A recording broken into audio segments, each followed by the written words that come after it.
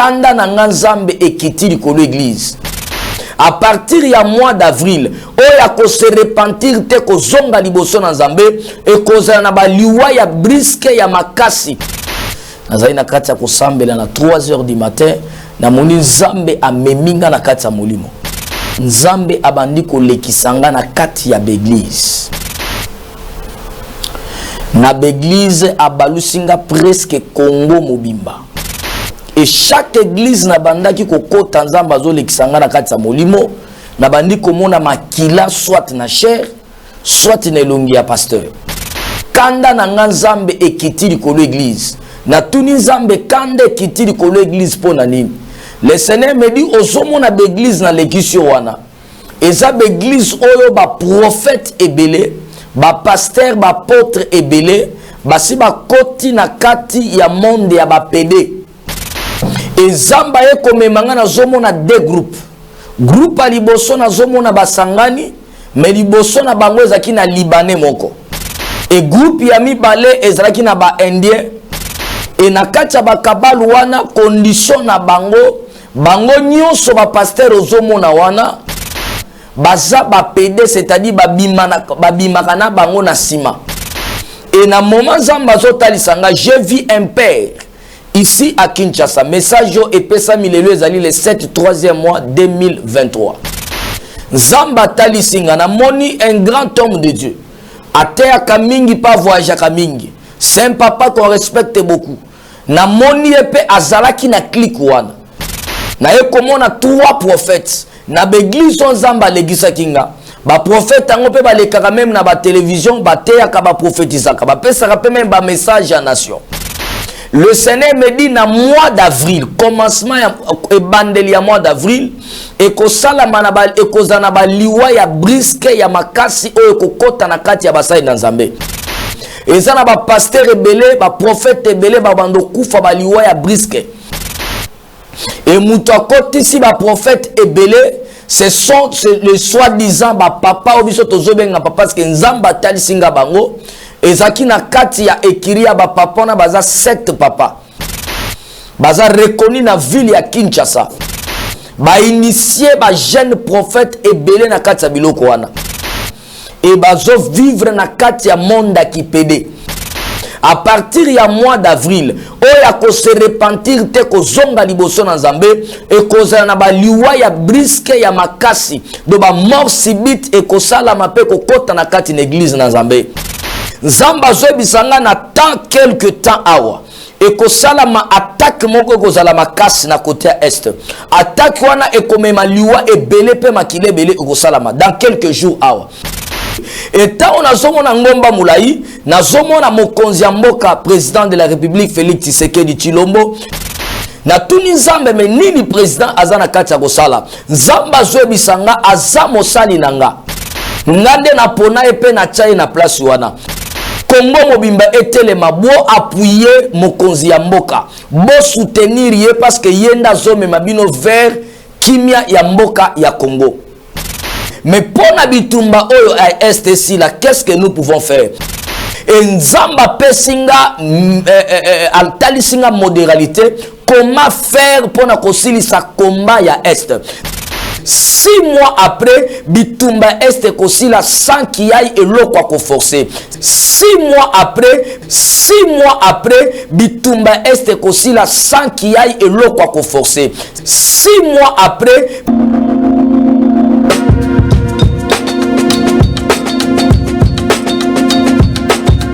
Le devoir nous appelle, mesdames et messieurs, vous qui nous suivez sur Nouvelle Tendance Télévision, culture d'excellence au rendez-vous. Bienvenue à ce tout nouveau numéro de Vérité et Réalité. Bosolo, Pelolenge, Yakobika, partout où vous avez l'habitude de nous suivre, certains ont choisi d'être avec nous maintenant là, pendant le jour et également après les boulots. Beaucoup également nous regardent. Merci beaucoup, surtout pour cette attention si particulière que vous accordez à ces grands magazines qui d'ailleurs vous informent, vous forment. Et nous avons également un divertissement, bien que cela soit très modéré. Nous allons aborder le tout premier point, c'est la Fondation Ndélé, au cœur de la nation, ainsi que l'orphelinat Famille du Caire comme d'habitude. Et aujourd'hui, c'est un magazine assez spécial parce que nous allons recevoir un éminent serviteur de Dieu qui nous parlera de la part du Seigneur. Et d'ailleurs, avec lui, nous aurons un message parce qu'il a promis l'autre fois qu'il devait en principe passer pour quand même balancer un message venant de la part du Seigneur. Et c'est un message qui va quand même nous aider à comprendre les temps. Parce que la Bible nous dit racheter les temps car les jours sont mauvais. D'ailleurs, de ces derniers temps, nous avons enregistré beaucoup de faux. Et si nous parlons de faux, c'est parce que le vrai existe. Bien que c'est le vrai, c'est juste un échantillon, bazala mouké. Il y a un moment dit de temps à autre, soit quand ça dit tout le faux, il y a vrai, bazala kati. Alors c'est un message vraiment important qui nous concerne, qui concerne l'Église. Qui est cet homme? C'est un apôtre de ministère, apôtre Moïse, qui n'est plus d'ailleurs à présenter parce qu'il est beau Messana. Et d'ailleurs, nous avons le rendez-vous de chaque vendredi à partir de 20h30 heure de Kinshasa avec lui ou Azalaka en direct, Bobinga Kaye, vous avez un problème spirituel, vous avez besoin d'encadrement spirituel, ou qui peut vous contacter, et beaucoup solo là. Nous allons le recevoir, il est déjà avec nous sur ce plateau. Homme de Dieu, bonjour et bienvenue. Oui, bonjour papa. Santé Boni. Non, Zamazo Salabiso Ngolo naye. Qui ça va? Bon, Kinshasa, non, ça va, tu as supporté Molunge, Mboka. Au quotidien, la rythme, Moussala. Non, ça va. On s'adapte, même les lobbies, Sinon, en parlant quand même, il y a évangile à l'intérieur. Tout ça, intérieur, quand on dirait intérieur, on sait que les quittent ça. Mais en parlant, il y a évangile dans la province Moussous. Est-ce que tu différences ces alliés? Évangile Kinshasa et intérieur, soit dans ma province, différence c'est à ma casse. Ah bon? Oui, parce que Bissouba tous autres dans la province, nous avons quelque chose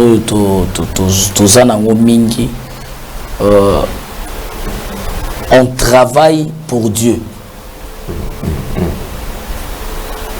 Donc Bissou total arana nous intérêt propre na bisoté. Mais toujours tant na intérêt ensemble. Vous comprenez? Et biso ba tout outil na ba province le seul papa na biso ba lobela biso moi mingi. Hein, secret ba pesa biso, c'est marcher dans la crainte de Dieu. Zomona des forces à mosala ensemble. Mais quand nous sommes venus à Kinshasa, tout coûte un peu au contraire. Okuta papa azana bana nae, papa zomela whisky na bana nae. Tu vois?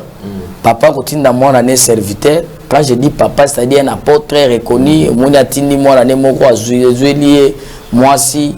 Tu vois? Babilo to kuti na Kinshasa. Il y a soko yambi mu paye pa na yo, il faut kabele moi si. Bilo to kuti na Kinshasa.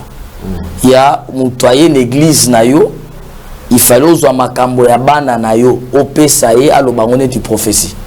Ce sont des histoires qu'on a trouvées à Kinshasa. C'est pour moi une différence. C'est ça sur le Talibala, il faut toujours ça chaque vendredi. Naza na téléphone moko au plus par yabat bazo benza batapoto. Je sais que yo moko tu babenga kayo. Je prophétise des choses réelles. Et ça manque on a été. Ça dit mbango moko ba bengi et puis na la ça même na ba numéro. Donc c'est là où il y a un peu une différence. Il y a biso de province, malgré nous sommes un peu des villageois, tout là t'as bien été, tout le bar bien été, mais quand même côté la spiritualité. Le plus important c'est le message. Mais côté quand même la spiritualité, moi différence mon réseau. D'accord, merci beaucoup apôtre Moïse, vous avez promis d'ailleurs que vous avez un message de la part de Dieu. Message de combien là que n'engeni parce que banaza baoze lasko bayoka nini oyo message aux anao. Que le Seigneur vous bénisse, Nzambe apambola bande konyo bazolanda biso partout dans le monde. Message oyo eza message et outil et pas Nzambe. C'était le mercredi la semaine passée. À partir il y a 3h du matin parce que d'habitude nasambelaka de 0h jusqu'à 3h du matin. Et lorsque tu commis la 4 à 3h du matin, nazaki na 4 prière, namoni na 4 ndako bisika nazalaki. Il y a eu une grande lumière dans Katianda. Une très grande lumière dans Katianda. Une grande lumière. Et tant que la lumière wana et qui apparaître, Nzambe ameminga na kati ya molimo. Là nazaki na kati ya une grande forte prière. Nazaki na kati ya kosambela na 3h du matin. Na moni Nzambe ameminga na kati ya molimo. Et tango Nzambe ameminga na molimo, Nzambe abandi kolekisanga na kati ya l'église. Na l'église abalusinga presque Congo mobimba. Et tango Nzambe azolekisanga na l'église, et chaque église na bandaki kokota Nzambe azolekisanga na kati ya molimo, na bandi komona makila soit na chair, soit na elongi ya pasteur. L'église tellement ébélée. Et na tuni Nzambe pourquoi zolakisanga message oyo. Nazomona kati ya l'église makila. Nazomona ba pasteur mususu bazoteya me makila na elongi. Nzambe zolinga kotalisanga nini message nini? Nzambe azobisanga oza sentinelle. Ozo veiller pour na libota na Nzambe. Tala message o kendo pesa message o na libota mobimba na nation mobimba. Kanda na Nzambe ekiti likolo église. Na tuni Nzambe kanda ekiti likolo église pour na nini? Le Seigneur me dit ozomona l'église na lekisio wana. Eza l'église oyo ba prophète ebele, ba pasteur, ba apôtre ebele, basi ba koti na kati ya monde ya ba PD. Ezamba ye komemanga na zomona deux groupes. Groupe a liboso na zomona basangani, mais liboso na bango ezaki na Libanais moko. Et groupe ya mibale ezalaki na ba Indien, babandi ko kamba groupe wana. Le Seigneur me dit omoni groupe po bazo fonctionner na kati ya bakabal juif. Et na kati ya bakabal wana condition na bango, bango nyonso ba pasteur ozomona wana, baza ba PD, c'est-à-dire babimaka na bango na sima. Na terme ya malamu je peux dire balala kabango et pas libanais wana ba misusu bazo travailler na ba indien. Et le Seigneur m'a dit baza na kati ya monde wana ya ba PD. Et na moment Nzambe azotalisanga, j'ai vu un père ici à Kinshasa. Message yo epesa milelo ezali le 7 3e mois 2023. Et ça message Nzambe apesinga na semaine passée, c'était le mercredi. Ya kotalisa jeudi. Nzambe talisinga na moni un grand homme de Dieu. Atea kamingi pas voyager kamingi. C'est un papa qu'on respecte beaucoup. Na moni epe azalaki na clique wana. Mais na moyena tanga kombo nezate. Na ye komona 3 prophètes. Na l'église Nzambe legisa kinga. Ba prophète ango pe ba lekaka même na ba télévision ba teya ka ba prophétisaka. Ba pesa ka pe même ba message à nation. Mais Nzambe tali singa pe bazaki na katsa ba groupe ba PD wana. Le Seigneur me dit na mois d'avril, commencement et bandeli ya mois d'avril, et ko sala manabal et ko zana ba liwa ya briske ya makasi o ko kota na kati ya basai na Nzambe. Et zana ba pasteur ebele, ba prophète ebele ba bando kufa ba liwa ya briske. Et ba pasteur wana ezaba ba koti na kati ya monde wana ya kipede, c'est-à-dire bazana kati ya monde kabal. Et muto koti si ba prophète ebele, ce sont les soi-disant ba papa ou biso tozobenga papa parce que Nzamba tali singa bango ezaki na kati ya ekiria ba papa na baza 7 papa baza reconnu na ville ya Kinshasa ba initié ba jeune prophète ebele na kati ya biloko wana et bazo vivre na kati ya monde qui pédé et yango ndezo pesa bango succès. Et le Seigneur m'a dit tala mutuali on a tali na moni serviteur moko. Et cet homme de Dieu là, il prêchait avec une connaissance au ngamo na bandi ko comprendre. Na ebisinza me mutoza na connaissance ya Bible. Le Seigneur me dit mutoa no zomo na za connaissance normalité. Azo travail na kati ya puissance ba kabal. Ndenga za na ba connaissance za na ngoza ba connaissance diabolique parce qu'aza PD. Yebisa bango Nzambe kanda na nge kitili kolona bango. À partir ya mois d'avril, oya ko se repentir te ko zonga liboso na Nzambe et ko za na ba liwa ya briske ya makasi do ba mort subite et ko sala mape ko kota na kati na église na Nzambe. Et tant que Nzamba pesinga message wana ezaki na 3h du matin en pleine nani prière ya makasi on a bandi ko sala parce que nazaki un état de jeûne de prière. Que le Seigneur vous bénisse. Et deuxième message Nzamba e komemanga eza message ya est. Nzamba meminga na est précisément na village o babengi Sak. Na Sak ezali soko komi na Goma okei eza na village mo bengi Sak. Et côté ya village wana ezana mai moko echolaka na Sak.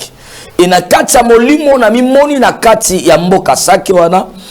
Et na zomona mai wana ezochola me mai baluki ekomi makila. Makila ya kosakana te.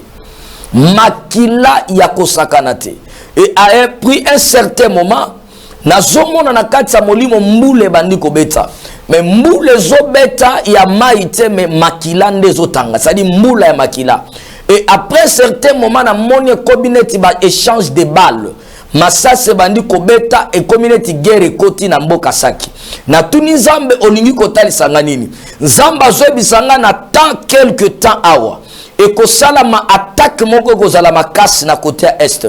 Attaque wana e komema liwa e belé pe makile belé ko sala ma dans quelques jours awa. Et ko sala attaque moko ko sala ma na est o e komema makila makasi na niveau ya est. Et Nzamba e kotali sanga na moningo pembeni wana na moningo mamulai. Merci cher Saint-Esprit. Et tant on a zomona ngomba moulayi, na zomona mokonzi mboka président de la République Félix Tshisekedi Tshilombo, na moni na loboko na ya gauche asimbaki drapeau ya Congo, na loboko ya droite asimbi mutu. Et mutu wana pe asimbi mutu mususu. Et salami donc batu ebele basimani moye omona otanga nombre ya batu basimana ki na maboko ezate. Isko ye azomata ngomba wana asimbi mutu wana loboko mutu wana pasi mutusu yazo benda bango azomata. Ngomba ngo mulayi me na moni akomi katikati ya ngomba telemi alembi. Na tuni Nzambe me nini président azana kati ya kosala. Nzamba zo bisanga azamo sali nanga. Le Seigneur l'appelle comme son serviteur. Ngande na pona epe na chai na place wana.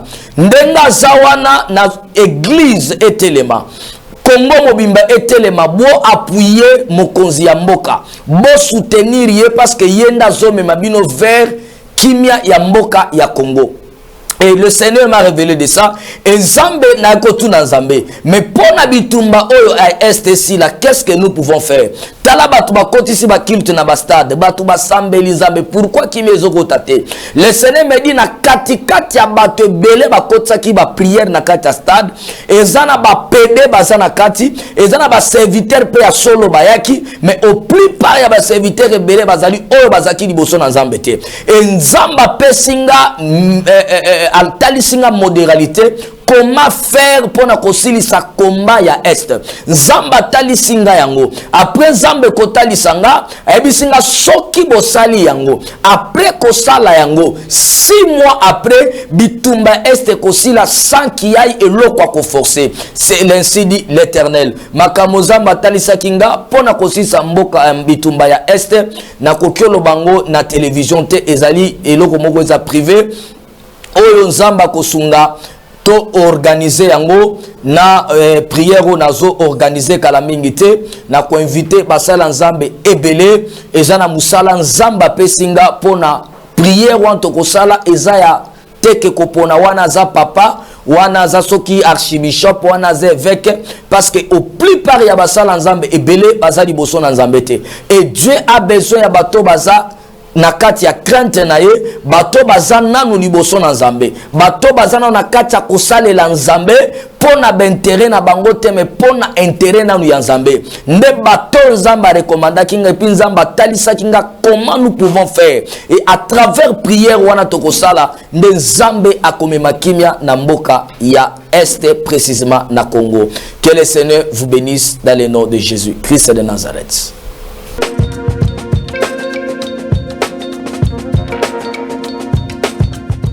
Soyez bénis au nom de Jésus-Christ de Nazareth. Nzamba pambola biso message oyo euti kobima Nzambe apesinga message oyo pona ko annoncer na libota na Nzambe, ko annoncer na église, ko annoncer na ba politiciens que Nzambe nde azana makoki ya kosilisa bitumba ya est.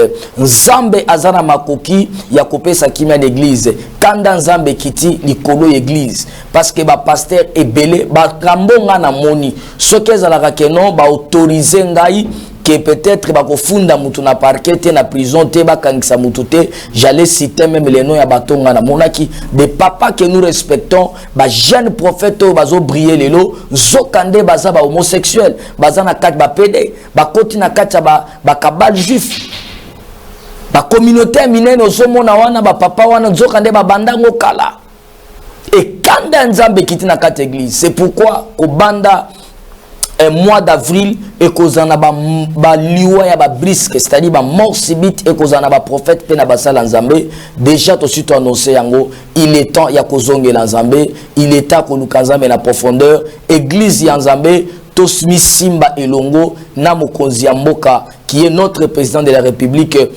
to soutenir yé en fait que à travers yé Zamba zolinga amema Congo quelque part. Zamba ko kitaye mokote azwa Congo, akomisa Congo soki wapi parce que disons pour ça, Dieu utilise toujours quelqu'un. Et la personne que Dieu a mis devant nous, c'est notre président de la République. Et nous l'église, nous les enfants de Dieu, nous les Congolais, il est temps, il y a tout appuyer, il y a tout soutenir pour na comme mabiso bisika Zamba zana posa Congo ezala na kimia peuple congolais va se retrouver pe na kati bénédiction pe na kati sengo. Que le Seigneur vous bénisse bien-aimés. Tous en quelques minutes, il y a une petite exhortation. Je vais exhorter sur la limitation. La limitation c'est quoi? La limitation c'est un esprit qu'on impose dans la vie d'un homme. C'est-à-dire il y a quelqu'un qu'on peut imposer un esprit de limitation dans sa vie. Et lorsque tu es limité, lorsque dans ta vie on a imposé un esprit de limitation, sache bien que au remarquer dans la vie il y a des choses que tu fais au bandi yango mais ozo komisango na sukate. Au bandanga makam malam, au bandanga ba faire malam, au bandanga ba projet malam, mais pour no komisango na suka.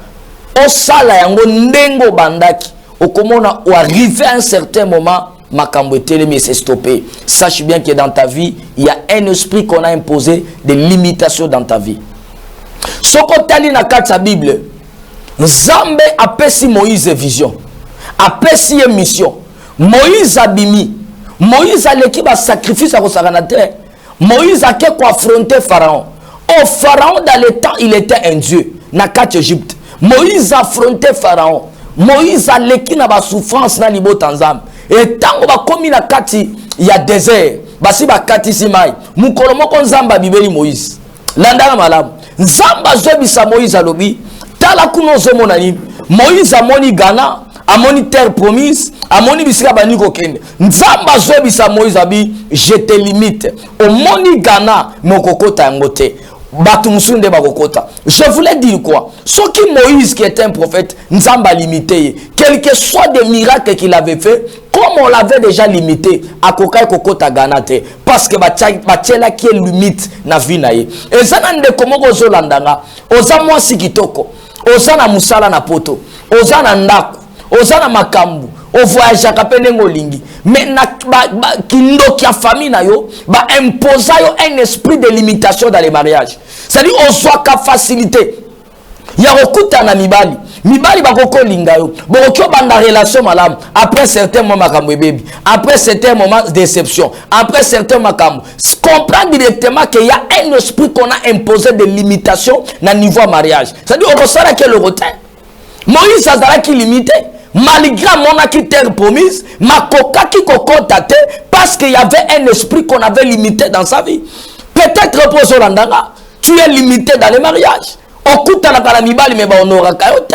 Ozana mobali loger nanda kuno na poto, mais mobali wana ti lelo akoka konoré yote. Masalaka asimba kambongo. Mazoko kakobimisa tembongo na ye a honoré yo. Ezate ke mobali alingi yote. Ezate ke mobali azamabe. Mais il y a un esprit qu'on a imposé dans ta vie que yo kokyo kuta na mibali mais bakobala kayote. Mais pour na babala yo, il fallait esprit wana ba imposer na vie na limitation et kweya. Soit que kweya libéré yo, ndeko poko zo libala. Soit que kweya libéré yo, nde makambo eko fungwama. Soit que kweya libéré yo, nde makambo eko s'épanouir na vie na yo.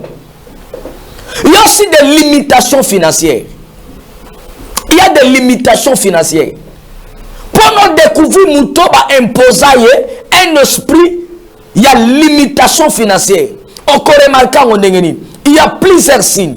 On commence à moutou à travailler comme makas. Mais salaire ya zozo, ils ont mérité na musala salaka. directement on peut comprendre que Moutouana va imposer déjà dans la vie un esprit de limitation financière. C'est-à-dire il travaille dur, azo travaille misala makas, mais salaire azo ils ont mérité na musala azo sala. C'est un esprit de limitation financière. On peut découvrir sous son ngenini. On comment na mutasimba rambongo.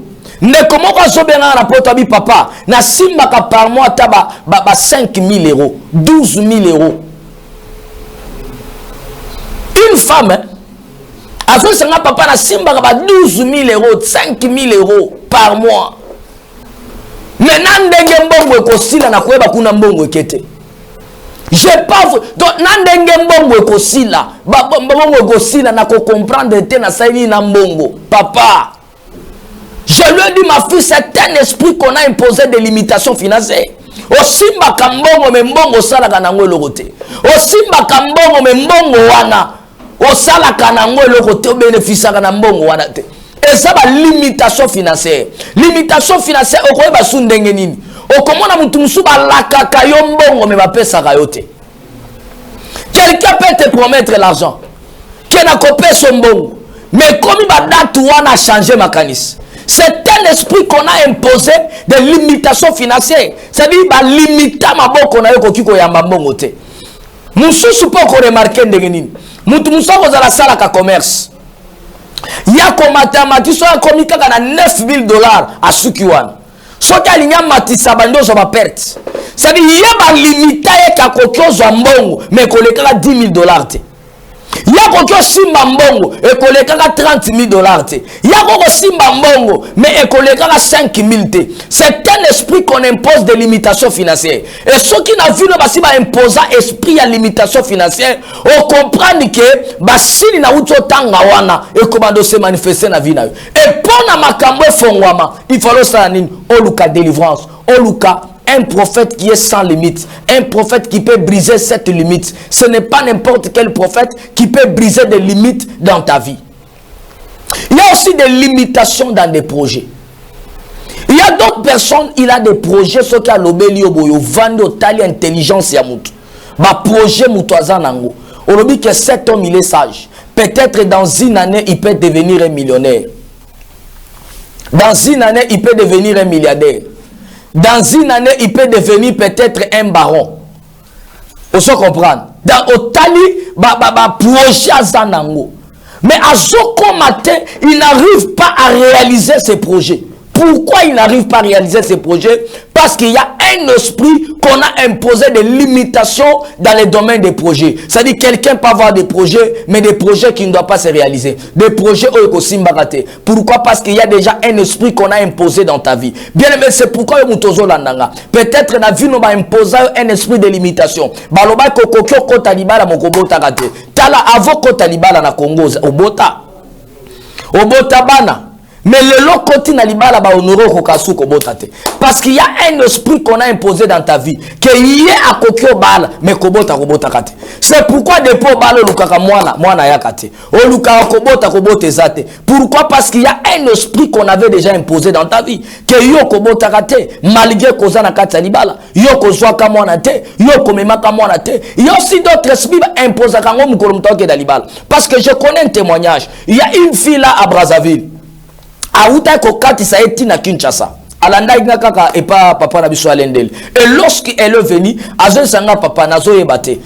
Avant kota na libala na bota mwana moko. Na facilité. Mais na koti na libala mobile na ngaza na mbongo. Mobile na ngazo travailler na présidence azu. Mais papa nazo comprendre nazo ko rakobota te. Lelo 7 ans yango naza na libala. Et tango na bandi ko sambela, ndeko na leki na délivrance. Mi pepe mabe bandi ko lobakati na ye. Na tuni mi pepe mabe yo kota ki wapi. Esprit wane zo lobanim. Écoutez bien aimé. Esprit zo bisanga lobi ngai na kota mukolo na ye ya mariage. C'est-à-dire mukolo libala batata mwasi na ye nzo kande babanda ko déclarer mabe likolo na ye. Oh my God. nzoka nde bazolo bandenga azokende libala tokotala ya kobotaka te ya kozwaka mwana te ti libala ane kokufa sadi mwana batu baza na fête batu bazolia bazomela nzoka nde batata mwasi bazo imposer un esprit de limitation na mwana na bango ke malgré abali makobotaka te bien aimé na ebite ba imposa esprit nini ya limitation na vie na yo na famille na yo na libota na yo na musala na ba projet quel est l'esprit qu'on a imposé dans ta vie. Il est temps que tu cherches ta délivrance. Bien-aimé Okolanda, il y a des témoignages. Témoignages à Liboso, il y a papa Moko, papa Wana, a sali 3 mois na maladie ya mutu. Mutu nazo kaneti bazo bete marteau. 3 mois kendara musala te na poto. 3 mois. Ake na l'hôpital. Basali l'examen ya mutu batala na soki scanner, baluka nini. Et l'autre côté malade, mundela moni malade te. Mende kwa lela kabuto ala la kate. Luka ba prophète, luka men banganga. Et tango alandinga na chaîne ya papa Lendele awa benginga parce que dans batu muso zo benga ne tozo meka. Et tango so benga il faut avoir la foi quand tu appelles le nom de Dieu. Et tango benginga na salele ba cérémonie prophétique ndekwana abika témoignage bokolanda yango bazo chango boyoka.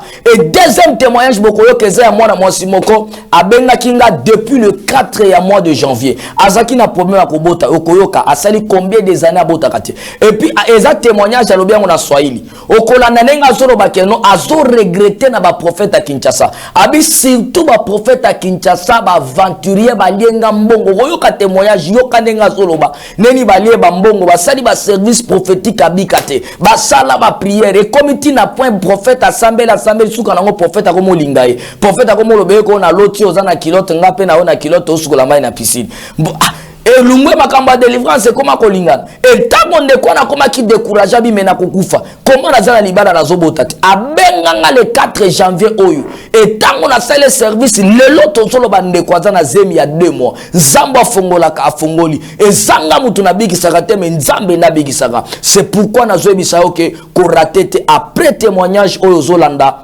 siko ezole kawana okozwa numéro na biso ya téléphone plus 243 99 95 25 659 plus 243 99 95 25 659 ba fichier pe wana o bengi biso na WhatsApp na direct ezole kate kota lukanga na WhatsApp okomona nga benganga na WhatsApp na kobondela pona yo quelque soit ba problème ozana ngo nzambo apesa ka solution akopesa solution. Je vais prier pour la tout clôturer émission nabiso yawe zambe na makoki nyonso mungu wa majeshi mungu wa miujiza mina déclaré au nom de Jésus-Christ de Nazareth kila mtu alifuata hii emission baba aishe miujiza apoke miujiza apoke nguvu ya fungulivu mina vunja kila mazabao ya shetani ya giza tunafukuza mapepo ya magonjwa ya bulozi yende mbali na batoto yako kwa jina la Yesu Kristo de Nazareth baba mbingu kwe wazi kwa jina la Yesu Kristo aliye haya amen. Que le Seigneur vous bénisse. Ciao.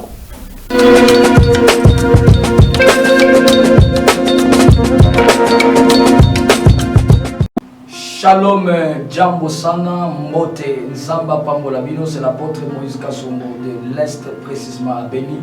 Nazo Beng Saba Papa, ba Mama, Bandeko Nyonso, Abasi Mibali, vendredi Oyo, ya semaine Oyo, à partir de 20h, juste heure de Kinshasa.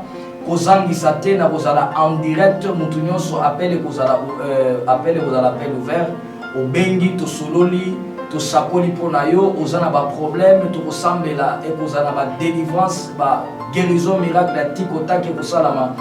Vendredi, il y a semaine où il y a 20h juste de Kinshasa, Bozala et Belé, peut-être aux opportunités, Terre Benganga, tous amis soignants sur la chaîne Mounene ya. Papa Lendele, Kozangi Sate, Tokuta na chaîne wana vendredi oyo na 20h juste yo mutu Kozanga etabio. Préparer ne kwazo bela ne kwaza na ba problème, oza peut-être na poto bikande zo zo matin, o luka façon nyonso peut-être c'est kota pe ba mama molili, peut-être oza na libala mais ozoko kakobota te, misusu ezalaka pesa nga hôpital mais musu pesa makambo molili. Tango zomono meki no hôpital esimite luka penzambe. Vendredi o Kozangi Sate Tokutana na 20h juste na chaîne à Papa Ndele, air de Kinshasa. Que mon Dieu vous bénisse. Ciao.